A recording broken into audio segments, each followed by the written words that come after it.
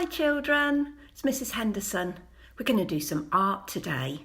We're learning all about art, aren't we, this week? About different artists and their different styles. And I thought rather than doing a painting or a drawing that's flat, I thought we could create some 3D art. Do you remember what 3D means? We've learnt about it in maths when we've been doing shapes. It means that it's big and fat and it's not flat.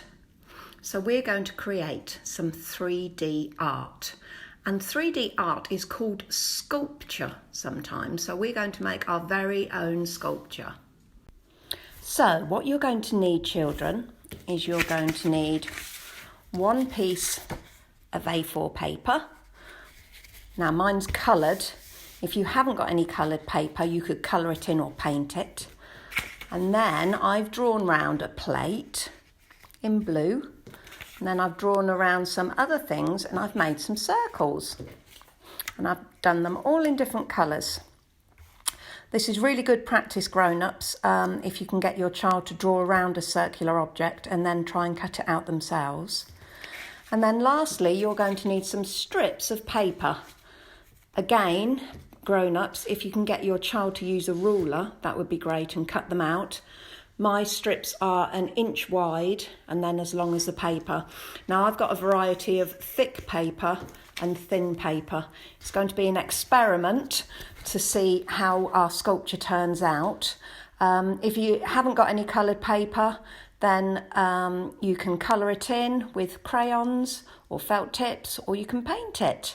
Remember, art is an expression of yourself, so this is going to be individual. It's not going to look like anybody else's apart from yours. So I've used some glue and I've glued down my circles on my big piece of paper. And now I'm going to make the 3D effect, which is the bit that sticks out on our paper. So the first thing you need to do is get one of your strips. And we can do different things with different strips. So we could twist them, we could concertina them, which is folding them, and we're going to stick them down at one end and the other, and they're going to stick up in the air. So this strip of paper I'm going to concertina, so I'm folding it and then I'm folding it back on itself. So you fold it once and then you fold it back the other way, and it looks like you're making a little bit of a book.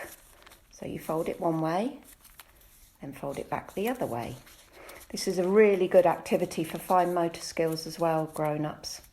So once I've got my concertina, oh look, it's like a stretchy thing.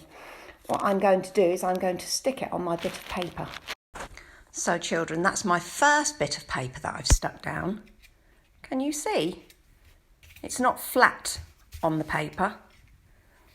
It's sticking up a bit like a wonky bridge. So let's do our next bit. So with this bit, I've folded a little bit over and stuck it down with the glue. And then I'm going to twist it.